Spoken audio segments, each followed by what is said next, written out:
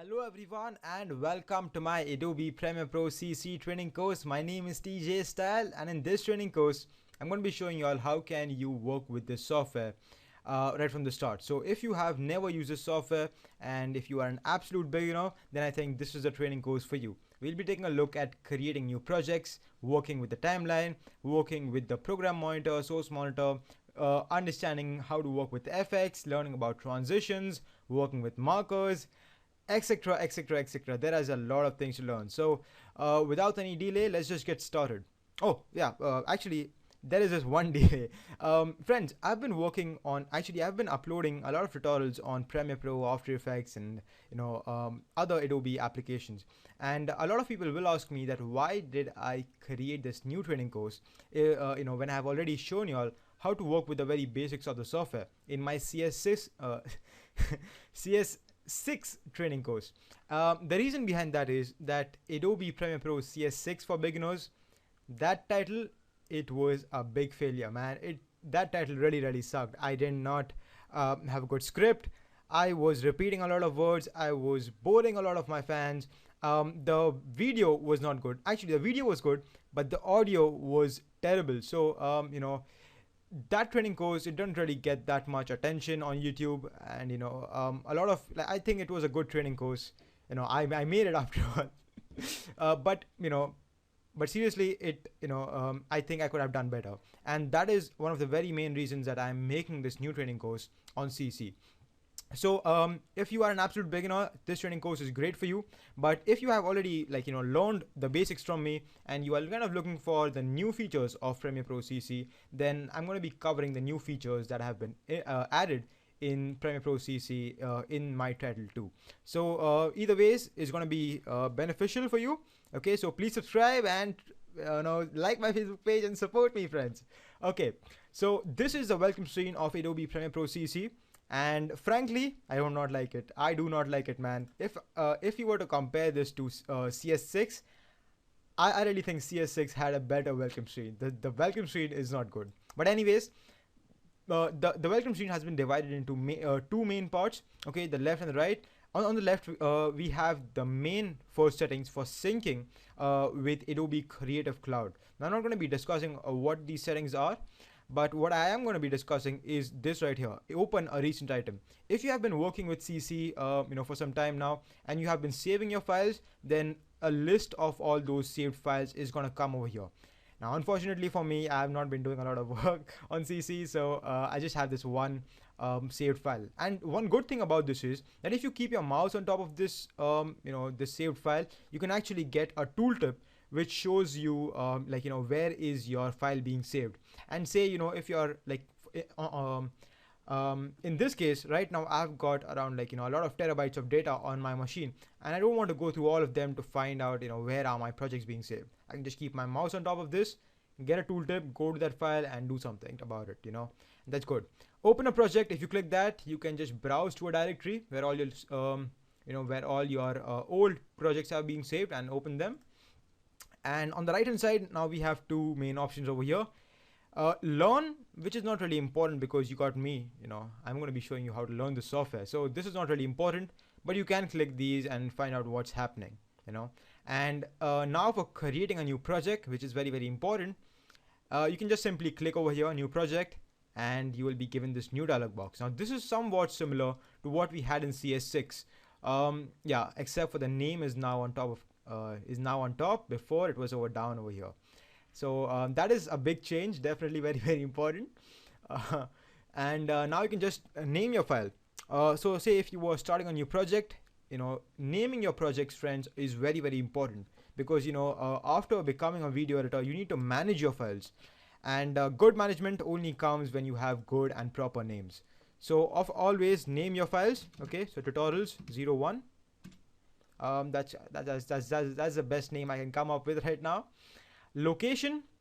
Now the good thing about CC is that it remembers your previous saved locations. So previously, if you remember, my exploring CC project was saved over here, and I think this is kind of a good place for my projects to being saved right now.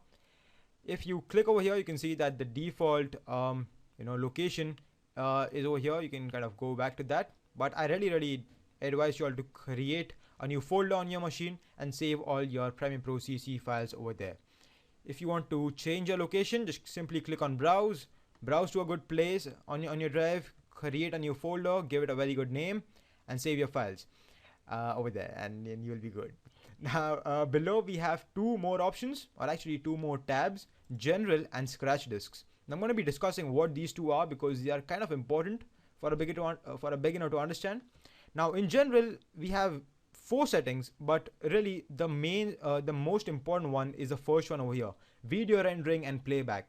Now just in case if this part is grayed out for you, no need to worry. Okay, you can still work with the software and the software will work great. But if you if in your case this part is not grayed out, then I would highly recommend you just keep the default, that is OpenCL, and not to use the software only. Now what these two options mean is that the first one, the OpenCL GPU acceleration, that means that Adobe Premiere Pro is going to use this feature, Mercury Playback Engine, and it's going to use the power of your graphics card in your machine to give you better rendering. So you don't have to sit down to render your files and render your movies. You can just hit the space bar and your movie will be played back in real time. You don't have to sit down, you don't have to waste your time, and therefore this is kind of important. You will really notice a very big difference in the rendering. But like I said before, if this part is grayed out for you and if you are working with Mercury Playback Engine software only, then too Premiere will work very nicely, very good. Okay, you will have a little time to render, but that's okay, you can still work with the software. And that's the main difference. Okay, so if you are thinking for investing in a new graphics card, I'm gonna say go for it, friends. Rest of these other settings I think are good. We want to work with timecode. Timecode I think is the best format for video. We do not want to work with milliseconds right now. Audio samples is good, and the capture format DV I think is perfect. So this is the only main setting that you need to do. Okay, understand the logic behind it. Don't just simply go and choose OpenCL and tell your friends to choose OpenCL every time. Understand the logic behind it and then work, because if you do that, then you become really smart. You genuinely get knowledge, and and you become smart. But seriously, understand the difference and then work. Now coming back to scratch disks. Now see, when you are saving files, okay, when you are creating a new project, Adobe Premiere Pro in the backend is going to be creating a lot of files. Like for example, the auto-saved files. Like say you are working on a project for like hours and hours, and you are making your cards, you're doing all the awesome things, and you're not saving. So Adobe Premiere Pro has this one really nice feature of auto-save. What it does is it saves your project files automatically. It doesn't ask you, and that is I think a very good thing. Sometimes Premiere Pro crashes and you'll be like, oh man, I did a lot of work, this and that, and everything is gone now. So this saves you a lot of time. It saves you in a lot of situations, and this is really good. But this project file has to be saved somewhere, right? So Adobe Premiere Pro is asking you whether you want to have all of these settings, like the video previews, the audio previews, all these files that are going to be created in the backend to be saved somewhere, right? So what do you want to do? You want to save it in the same as project, meaning this directory, or you want to customize the directory and you want to give it like a different place.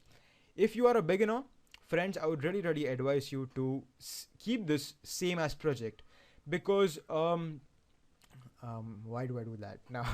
Okay, that's a good question. Well, firstly, because you can go back. Okay, say your software crashed and now you want to go to your autosave, then you know that this is a place where you need to go. You don't have to go in the documents and look for your autosave.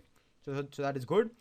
And therefore I would really advise you to keep the same as project in every setting: the captured video, captured audio, video previews. Video previews is not really important, because you won't go in the back end and look for your video previews. You would rather do them and you just play them in Premiere Pro. But once again, it's a good idea to keep them in the same path as the location over here. And for some reason, if you want to you think that it's good if you save it somewhere else, and just click on browse, and then you can decide where you want to save this. One tip I would like to give you though in this topic is that never ever save your Premiere Pro files on your main operating system drive. The reason behind this is it will slow down Adobe Premiere Pro and also slow down your machine. So right now you can see I've got Windows 7, right? And I've saved my Windows 7 on my C drive. So I'm not going to save any of my Premiere Pro files on my C drive. I'm always going to use another drive. And you can see right now I've got a little space on D drive. 1.6 terabyte is not really that much space in the video editing world, but I think it should do just fine for my tutorials.